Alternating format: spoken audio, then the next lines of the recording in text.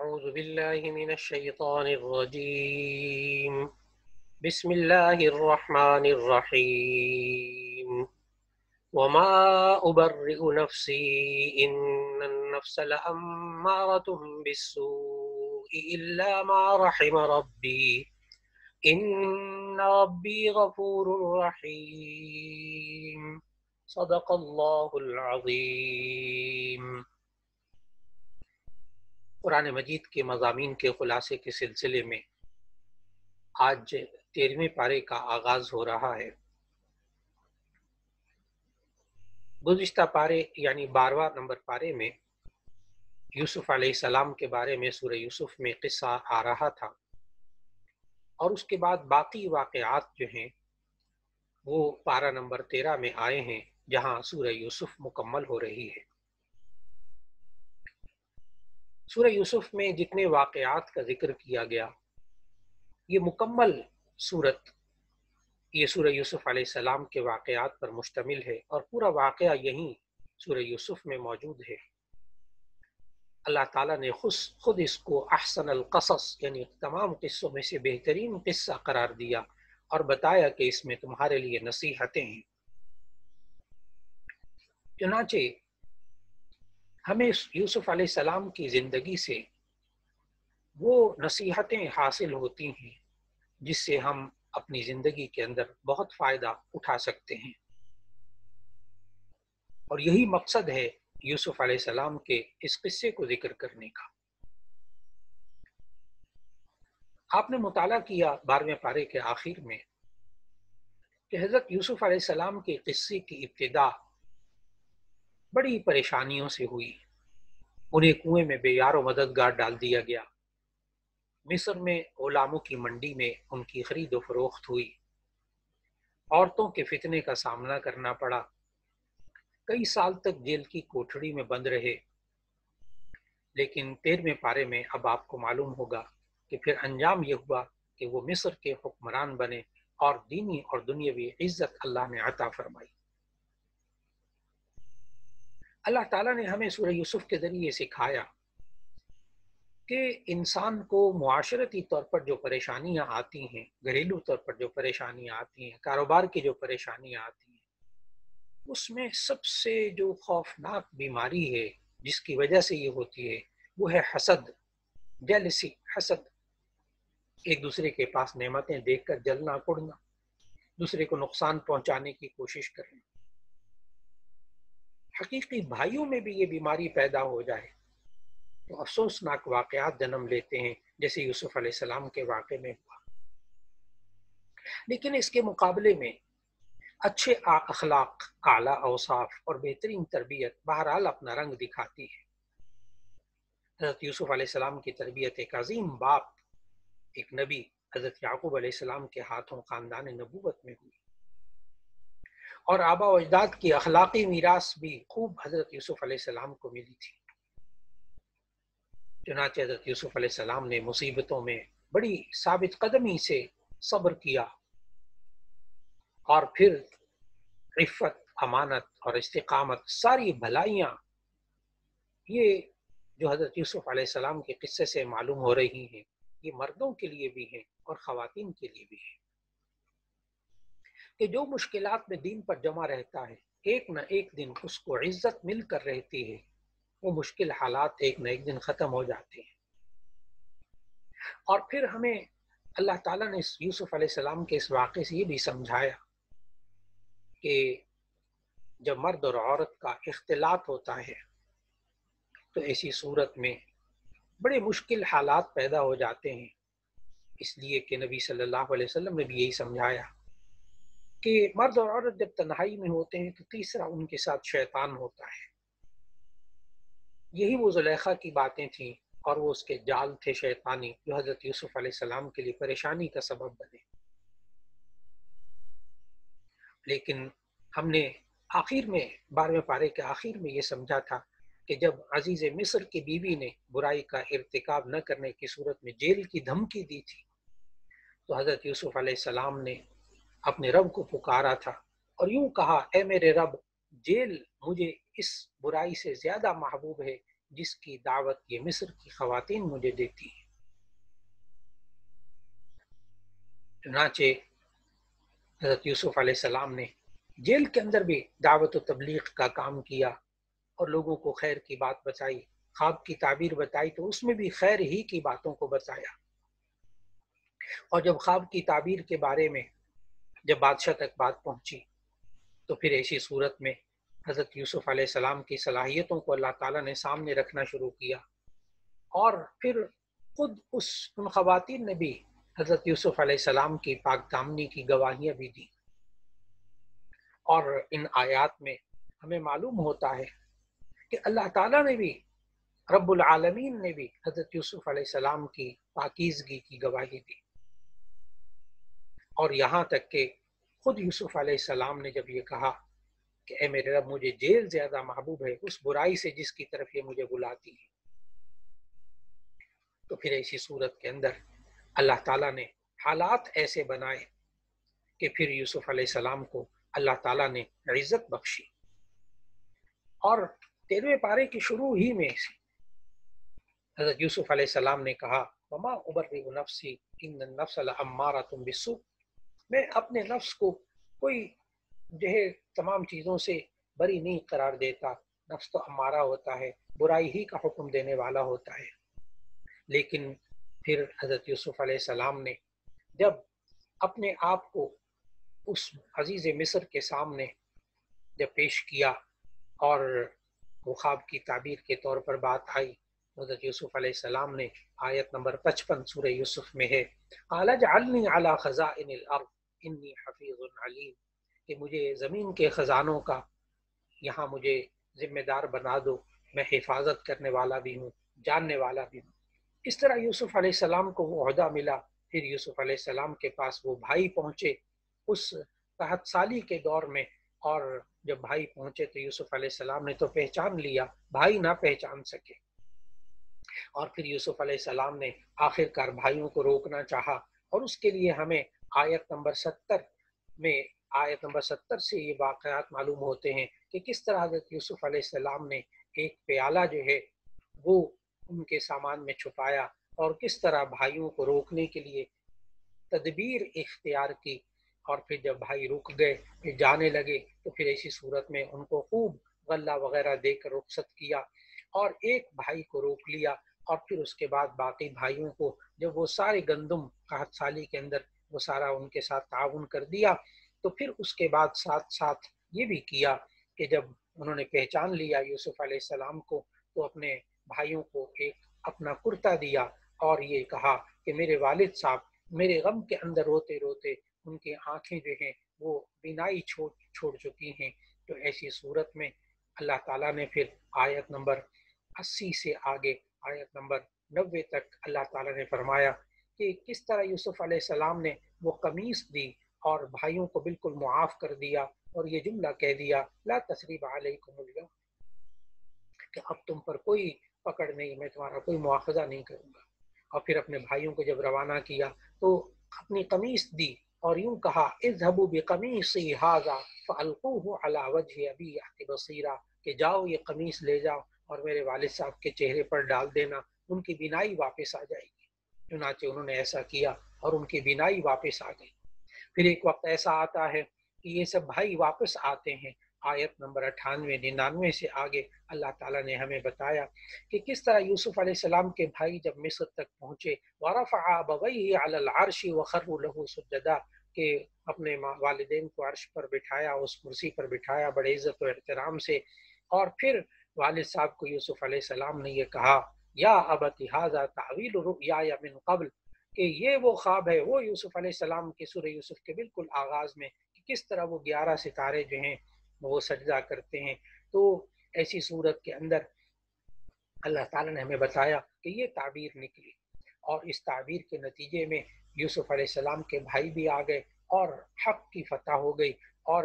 یہاں یہ بات بھی سمجھ میں آتی ان آیات سے کہ اللہ تعالیٰ نے یہ ہمیں سمجھایا کہ تقدیر بہر صورت انسان پر غالب آ جاتی ہے۔ اللہ تعالیٰ کسی کو تکلیف میں مبتلا کرنے کا فیصلہ کر لے تو اسے کوئی ٹال نہیں سکتا، اور جب اللہ تعالیٰ کسی کے ساتھ عزت اور خیر کا فیصلہ کر لے تو اسے کوئی روک نہیں سکتا۔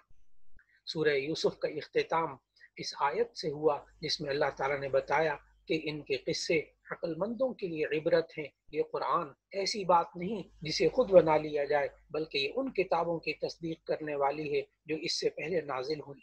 اور یہ کتاب مومنوں کے لیے ہدایت اور رحمت ہے. اللہ تعالیٰ نے انسان کو سمجھایا اور خود نبی صلی اللہ علیہ وسلم پر یہ حالات نازل کر کے، یوسف علیہ السلام کے واقعات نازل کر کے سمجھایا کہ جو اللہ حضرت یوسف علیہ السلام کو کنویں سے نکال کر تخت پر بٹھا سکتا ہے، اے محمد صلی اللہ علیہ وسلم، وہ اللہ تعالیٰ آپ کو بھی ان حالات سے نکالے گا اور نکال کر عزت بخشے گا. چنانچہ اللہ تعالیٰ نے نبی صلی اللہ علیہ وسلم کو بھی قیامت تک کے لیے آخری نبی بنایا اور قیامت تک کے لیے دین اسلام کو تمام دینوں پر غالب کر دیا. یہ اسی طرح سورہ یوسف کا اختتام ہوا. پھر اس کے بعد 13ویں پارے میں سورۃ الرعد کا آغاز ہوا. رعد عربی زبان میں کہتے ہیں کڑکنے والی بجلی. چونکہ اس سورت کی آیت نمبر 13 میں سورہ رعد کا ذکر آ رہا ہے، رعد یعنی کڑکنے والی بجلی کا ذکر آ رہا ہے، اس لیے اس سورت کا نام سورہ رعد رکھا گیا. سورہ رعد یہ مکی سورت ہے، ہجرت سے پہلے نازل ہوئی، اور ترتیب توقیفی کے اعتبار سے یہ سورت نمبر 13 ہے، یعنی قرآن مجید کی ترتیب سے، اور نازل ہونے کے اعتبار سے یہ سورت نمبر 96 ہے. اس کی کل آیات 43 ہیں اور رکوع جو ہیں کل 6 ہیں. کیونکہ یہ مکی صورت ہے اور مکی صورت کے اندر بنیادی باتیں 3 بیان کی جاتی ہیں: توحید، رسالت اور آخرت. چنانچہ سورہ رعد کا موضوع بھی یہی ہے. سورت کی ابتدا میں اللہ تعالیٰ کے وجود اور اس کی وحدانیت کے دلائل بیان کیے گئے. اللہ تعالیٰ نے ابتدائی آیات میں فرمایا کہ آسمانوں اور زمین، سورج اور چاند، رات اور دن، پہاڑوں اور نہروں، غلجات اور مختلف رنگوں، ذائقوں اور مختلف خوشبوؤں والے پھلوں کو پیدا کرنے والا وہی اللہ ہے. موت اور زندگی، نفع اور نقصان سب اس اللہ کے ہاتھ میں ہے. اس کے بعد کی آیات میں قیامت کے دن دوبارہ جی اٹھنا اور جزا اور سزا کا ذکر کیا، کیونکہ یہ ایک ایسا مسئلہ تھا جو مشرکوں کو سمجھ میں نہیں آتا تھا. مشرکین کے بارے میں یاد رکھنا چاہیے کہ وہ اللہ کے وجود کا اقرار کرتے تھے، اللہ کو ارض و سما کا خالق بھی تسلیم کرتے تھے مشرکین مکہ. لیکن وہ مشرکین مکہ مرنے کے بعد دوبارہ زندہ ہونے کا انکار کرتے تھے. ان کی سمجھ میں یہ نہیں آتا تھا کہ ہڈیوں میں جب انسان ہڈیوں بوسیدہ ہو جائیں گی اور گوشت وہ سارا مٹی میں مل جائے گا تو انسان دوبارہ کیسے زندہ ہوگا. اللہ تعالیٰ نے سورۃ الرعد کی ان آیات میں سمجھایا کہ مشرکوں کو اس پر تو تعجب ہوتا ہے کہ مردہ ہڈیوں میں زندگی کیسی ڈالی جائے گی، لیکن ان کو یہ سمجھ میں نہیں آتا. آیت نمبر 5 میں بتایا ان کو یہ سمجھ میں نہیں آتا کہ اللہ نے خود ان کو اس وقت جو پیدا کیا ہے وہ پیدا کرنے والا کون ہے، جس نے انسان کو یہ اولین پیدائش دی ہے، یہ جسم اب دیا ہے، کئی ذرات کو اکٹھا کر دیا اس ایک جسم کے اندر. وہ ذرات اگر 6 فٹ کی قبر میں یا چند میلوں کے اندر وہ پھیل جائیں گے تو وہ اللہ دوبارہ ان ذرات کو اکٹھا کر لے گا. پھر اس کے بعد کی آیات میں اللہ تعالیٰ نے بتایا کہ اللہ تعالیٰ نے ایسے فرشتے مقرر کر رکھے ہیں جو اللہ کے حکم سے انسان کی حفاظت کرتے ہیں. پھر ان آیات میں اللہ تعالیٰ نے یہ بھی بتایا کہ کسی قوم کے ساتھ اللہ کا جو خصوصی معاملہ ہوتا ہے وہ اپنے معاملے کو اس وقت تک نہیں بدلتا جب تک کہ اس قوم کے حالات نہیں بدل جاتے. جب وہ قوم خود ہی اپنے آپ کو نعمت کے بجائے مصیبت اور تنگی کا مستحق بنا لیتی ہے تو پھر اللہ بھی اپنا معاملہ بدل لیتا ہے. اور اگر امت مسلمہ اپنے لیے عزت چاہتی ہے تو اسے ذلت والے اسباب ترک کر کے عزت والے اسباب اختیار کرنے ہوں گے. پھر اس کے بعد اللہ تعالیٰ نے آیت نمبر 17 میں بتایا جہاں حق اور اہل حق کو سونے اور چاندی کے ساتھ تشبیہ کی گئی کہ جو زمین پر ٹھہرا رہتا ہے پھر آگ میں تپ کر بالکل خالص سونا چاندی بن جاتے ہیں اور پھر میل کچیل اس سے الگ ہو جاتا ہے. دنیا میں بھی یہ ہمیں باطل چیزوں کی مادی جھاگ جو اٹھائی ہوئی دیتی ہے یہ آخر کار خود بخود ختم ہو جاتی ہے. انسان اس دنیا میں رہتے ہوئے ان مصائب میں سے جب مٹی کی طرح تپ کر خالص ہو جاتا ہے اور اپنے آپ کو اللہ کے لیے وقف کر دیتا ہے، اللہ ہی کے حکم پر چلتا ہے، تو اللہ تعالیٰ پھر اسے تمام میل کچیل سے پاک کر دیتا ہے۔ پھر اس کے بعد سورہ رعد کی آیت نمبر 20 سے 24 تک اللہ تعالیٰ نے متقین کی 8 صفات بیان کی ہیں کہ متقی کون ہوتے ہیں، اور اللہ تعالیٰ نے یہ عنوان بنایا کہ اہل تقوی اور جو حقیقی عقل مند ہوتے ہیں ان کی خوبیاں کیا ہوتی ہیں۔ وہ 8 خوبیاں اللہ تعالیٰ نے آیت نمبر 20 سے 24 تک بیان فرمائی۔ ایک خوبی یہ بیان فرمائی کہ جو متقی ہوتے ہیں، جو عقل مند ہوتے ہیں، وہ اللہ کے عہد کو پورا کرتے ہیں اور عہد شکنی نہیں کرتے۔ دوسری خوبی یہ بتائی کہ جن رشتوں کو اللہ نے جوڑنے کا حکم دیا ان کو جوڑے رکھتے ہیں۔ تیسری خوبی یہ بتائی کہ وہ اپنے رب سے ڈرتے ہیں۔ چوتھی خوبی یہ بتائی کہ وہ آخرت کے حساب سے ڈرتے ہیں۔ پانچویں خوبی یہ بتائی کہ یہ لوگ اللہ کی رضا حاصل کرنے کے لیے صبر کرتے ہیں۔ چھٹی خوبی یہ بتائی کہ یہ لوگ نماز قائم کرتے ہیں۔ ساتویں خوبی یہ بتائی کہ اللہ کے دیے ہوئے مال میں سے چھپ کر اور ظاہری طور پر خرچ کرتے ہیں۔ اور آٹھویں خوبی یہ بتائی ان آیات میں کہ برائی کا جواب یہ لوگ اچھائی سے دیتے ہیں۔ اس کے بعد آیت نمبر 25 سے اللہ تعالیٰ نے جو بدبخت لوگ ہوتے ہیں ان کی 3 واضح نشانیاں بتائیں۔ پہلی نشانی یہ بتائی کہ جو بدبخت ہوتے ہیں، بد نصیب ہوتے ہیں، یہ وہ ہوتے ہیں جو اللہ کے عہد کو توڑتے ہیں۔ اور دوسری ان کے اندر برائی یہ ہوتی ہے کہ اللہ نے جن رشتوں کو باقی رکھنے کا حکم دیا وہ ان رشتوں کو توڑتے ہیں۔ اور تیسری ان کی واضح نشانی بد نصیبوں کی، بدبختوں کی یہ بتائی کہ یہ زمین میں فساد کرتے پھرتے ہیں۔ سورۃ الرعد کے آخر میں اللہ تعالیٰ نے پھر یہ بھی سمجھایا انبیاء کے بارے میں کہ انبیاء بھی دوسرے انسانوں کی طرح انسان ہی ہوتے ہیں، ان کے بھی بیوی بچے بھی ہوتے ہیں، وہ بھی کام کاج کرتے ہیں، یہاں تک کہ جو معجزات کا تعلق ہے یہ ان کا ذاتی کمال نہیں ہوتا بلکہ اللہ کے حکم سے وہ ظاہر کرتے ہیں۔ اور وہ لوگ جو مقام نبوت سے غافل ہوتے ہیں وہ بشر ہونے کی وجہ سے ان کی نبوت کا بھی انکار کرتے ہیں کہ یہ انسان ہے، ہماری طرح کھاتے پیتے ہیں، یہ نبی کیسے ہو سکتے ہیں، حالانکہ اللہ نبی انسانوں ہی کو بناتا ہے۔ لیکن اللہ تعالیٰ نے ہمیں سمجھایا سورۃ الرعد کے اختتام میں کہ اللہ تعالیٰ نے اپنے نبی کی نبوت اور رسالت کی خود گواہی دی ہے، اسی طرح وہ اہل کتاب بھی آپ کی نبوت کے گواہ ہیں جو تعصب سے پاک ہیں۔ وہ تو بات کو مان لیتے ہیں لیکن جو ہٹ درمی دکھاتے ہیں وہ اللہ کے نبی کو اور اللہ کے نبی کی کتاب کو نہیں مانتے۔ یہاں سورۃ الرعد کا اختتام ہو رہا ہے۔ پھر 13ویں پارے میں سورہ ابراہیم کا آغاز ہوا، کیونکہ اس کے اندر سورہ ابراہیم کے اندر حضرت ابراہیم علیہ السلام کا قصہ بیان کیا گیا، آیت نمبر 35 سے لے کر آیت نمبر 41 تک، اس لیے اس سورت کا نام سورہ ابراہیم رکھا گیا۔ سورہ ابراہیم بھی مکی سورت ہے، ہجرت سے پہلے نازل ہوئی۔ قرآن مجید کی ترتیب کے اعتبار سے، ترتیب توقیفی کے اعتبار سے یہ سورت کا نمبر ہے 14، اور نازل ہونے کے اعتبار سے اس سورت کا نمبر ہے 72۔ سورہ ابراہیم کے اندر کل آیات 52 ہیں اور 7 رکوع ہیں۔ اس سورت کی ابتدا میں بھی حروف مقطعات آئے، حروف مقطعات یعنی کاٹ کاٹ کر الگ الگ جو پڑھے جاتے ہیں۔ سورت کے شروع میں اللہ تعالیٰ نے 3 بنیادی عقائد بتائے، توحید، رسالت اور آخرت۔ چنانچہ اس پوری سورت کا موضوع یہی ہے، عام طور پر مکی سورتوں کا موضوع یہی ہوتا ہے، توحید، رسالت اور آخرت۔ آیت نمبر 2 میں اور پھر اس کے بعد کی آیت میں اللہ تعالیٰ نے بتایا کہ کافروں کی مذمت کی ہے ان آیات میں اور جہنم کی وعید سنائی ہے ان کو، جبکہ مؤمنین کے لیے جنت کا وعدہ کیا گیا۔ پھر اس کے بعد سورہ ابراہیم کے مختلف آیات میں نبی صلی اللہ علیہ وسلم، حضرت محمد مصطفیٰ صلی اللہ علیہ وسلم اللہ تعالیٰ کے آخری نبی، ان کے بارے میں تسلی دیتے ہوئے اللہ نے فرمایا کہ یہ قومیں ایسی ہی ہوتی ہیں کہ سابقہ انبیاء کے ساتھ بھی ان قوموں نے اعراض، انکار اور دشمنی اور مخالفت کا رویہ اختیار کیا رکھا، آپ کے ساتھ بھی انہوں نے وہ رویہ اختیار کیا ہوا ہے۔ یہ گزشتہ انبیاء کے ساتھ بھی یہی کچھ کرتے تھے۔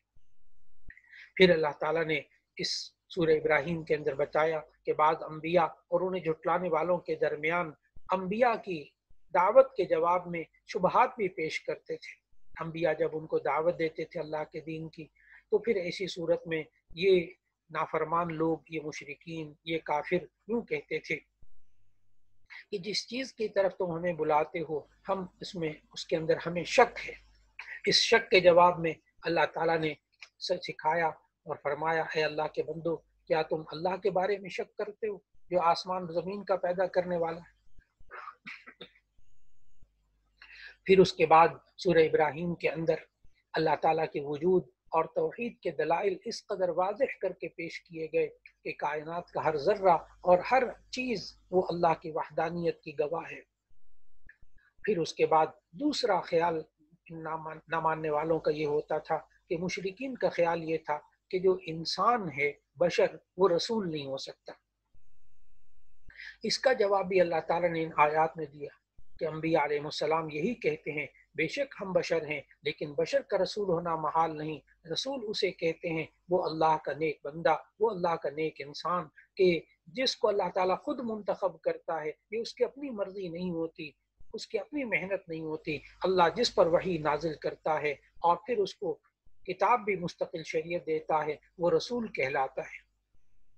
پھر اللہ تعالیٰ نے ان آیات میں سمجھایا کہ انسانوں کی طرف انسان ہی کو نبی بنا کر بھیجا جاتا ہے۔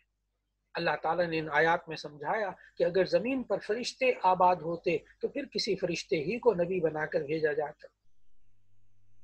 پھر تیسری چیز جو ان نہ ماننے والوں کے بارے میں اللہ تعالیٰ نے سورہ ابراہیم کے اندر بیان کی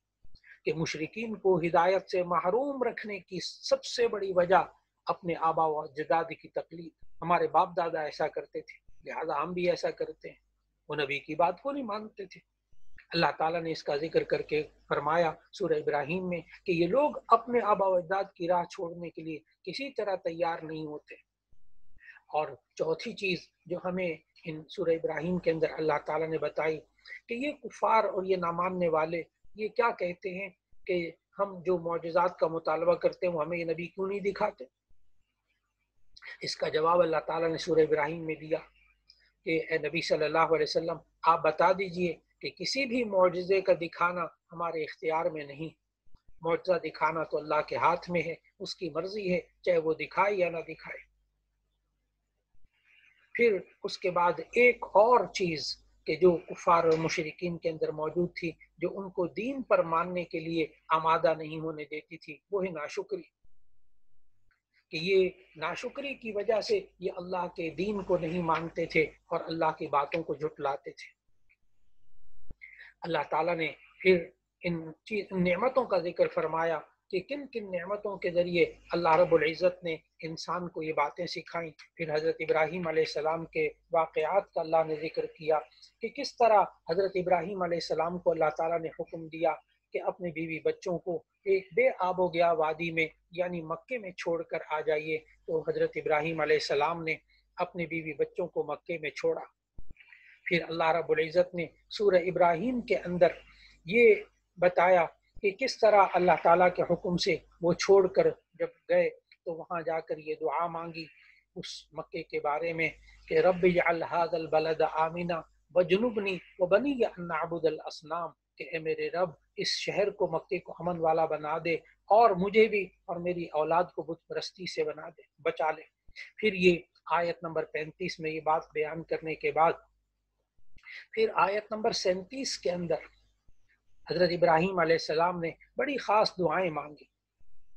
اور یوں کہا ربنا انی اسکنت من ذریتی بواد غیر ذی زرع عند بیتک المحرم ربنا لیقیموا الصلاة فاجعل افئدة من الناس تهوی الیہم وارزقهم من الثمرات لعلهم یشکرون۔ غور کیجئے گا کہ حضرت ابراہیم علیہ السلام نے جو دعائیں مانگی وہ اللہ تعالیٰ نے کس کس انداز میں یہ دعائیں قبول فرمائی۔ حضرت ابراہیم علیہ السلام نے یہ دعا مانگی ربنا انی اسکنت من ذریتی بواد غیر ذی زرع عند بیتک المحرم، کہ میرے رب میں اپنے بیوی بچوں کو یہاں چھوڑ کر جا رہا ہوں ایسی وادی میں کہ جہاں نہ گھاس اگتی ہے، نہ پانی ہے، نہ سبزہ ہے، بے آب و گیا وادی میں چھوڑ کر جا رہا ہوں۔